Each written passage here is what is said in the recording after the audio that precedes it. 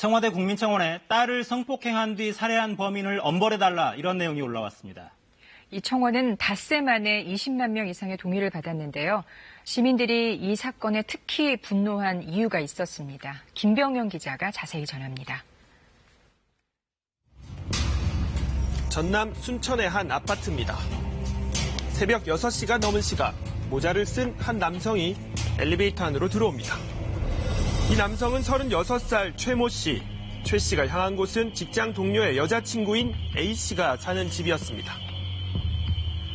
얼마 뒤 최 씨는 옷차림이 바뀐 채 다시 엘리베이터에 탑니다.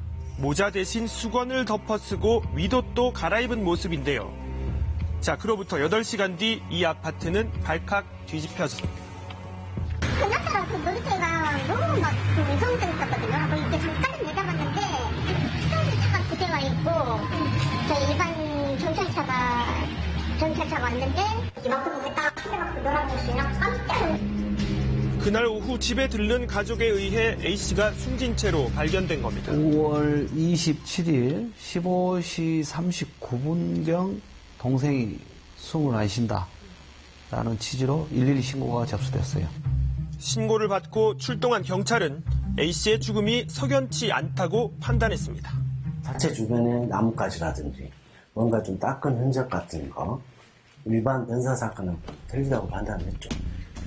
방 안에는 나뭇가지들이 보였고 엘리베이터에도 수상한 흔적이 남아 있었습니다. 아침에 제가 한 9시 전으로 나갔을 때 이렇게 딱 허리 정도 사이즈에 흙이 이렇게 묻어있더라고요. 그 쪽에 기억자 이렇게.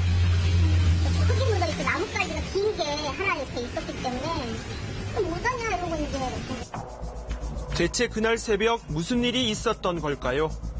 경찰은 CCTV를 토대로 최 씨를 특정했고 동선을 추적해 붙잡았습니다. 머리에 수건을 쓰고 뭔가를 감추는 듯한 행동에 이런 사람이 발견이 됐기 때문에 이 사건하고 변사 사건하고 연관이 있지 않을까. 그래서 이제 그 부분을 좀 더 길게 보게 된 거죠. 그날 새벽 A씨는 평소 얼굴을 알고 지내던 남자친구의 직장 동료 최 씨에게 문을 열어줬습니다. 피의자의 진술로는 남자친구에 대해서 할 얘기가 있다는 이런 형식으로 말을 했더니 문을 열어줬다 하는데 그 이상의 말을 해서 문을 열게 했던 것으로. 최 씨는 A씨를 상대로 성폭행을 시도했고 이를 피하려던 A씨는 20여 미터 아래 아파트 화단으로 떨어졌습니다. 최 씨도 곧바로 집 밖으로 나갔다는데요.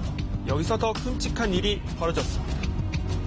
옷 위에 집안 내에 있는 옷을 하나 더 끼워입고 수건을 뒤집어 쓰고 나가는 모습은 어딘가 도망가려는 단 그런 모습이었는데 다시 이 피해자를 안고 들어왔단 말이에요. 성폭행에 실패한 뒤 도망가는 게 아니라 추락해서 다친 A씨를 다시 집으로 데리고 들어온 겁니다. 추락한 이후에도 안고 와서 안방으로 이동하고 사람을 살릴 생각을 하는 게 아니고 피의자의 욕구에 집착해 있었던 것으로 그렇게 조사되었습니다. 경찰 조사 결과 A씨는 최 씨에게 성폭행을 당한 뒤 질식사한 것으로 드러났습니다. 최 씨는 이미 6년 전에도 성폭행 혐의로 실형을 선고받고 지난해 출소해 보호관찰 중으로 전자발찌를 차고 있었습니다. 안타깝죠. 사람까지 앞두고 있는 사람이고 저는 사회식에서 있는 사람이죠. 근데 전자발찌까지 차고 있었다고 하더라고요. 과거 재판에선 최 씨에 대한 화학적 거세 청구도 있었지만 재범 우려가 크지 않다는 이유로 기각된 것으로 알려졌습니다. 피해자 유족이라고 밝힌 이 국민청원은 닷새 만에 동의 20만 명을 돌파했습니다. 있어요. 했는데 빨간색 입장으로 그래서 나쁜 사람 나이지만 엄마가 없을 때는 이건 힘들어도 누구세라고 하지 말아요. 그래서까지 이제 최신당국을 했는데 사건의 실체가 알려지고 재조명되면서 공분과 충격은 더 커지고 있는데요. 사람의 생명을 빼앗아 간 거고 죄질도 너무 악한데 처분이 최소한 무기징역이라든지 그에 상응하는 어떤 처벌이 나와야 되는데 그렇지 않다 보니까 이제 피해자 가족 입장에서는 당연히 사형까지도 얘기할 수밖에 없는 상황인 거고 너무 억울하고 손이 떨릴 정도로 좀 화도 나고 이게 사람이 할 짓이 맞나라는 생각이 들 정도인데 저는 20만 명이라는 숫자도 그렇게 큰 숫자가 아니라고 생각이 들거든요. 어떤 사건에 대해서 청구 이렇게 해달라 청원하는 것은 그렇게 청원을 해가지고 이루어진다 이런 개념이 아니라 우리가 지금 이렇게 화가 나 있으니까 법을 집행하는 자들이 이런 강력범죄에 대해서 강력한 응징을 해달라 이렇게 생각하는 호소라고 생각을 하는 게 맞을 것 같아요. 강력 사건에 대한 처벌은 사법부의 권한인 만큼 그간 사례로 볼 때 청와대 국민청원은 어떤 구체적인 답변이나 해법이 나오기 힘들다는 지적도 있습니다.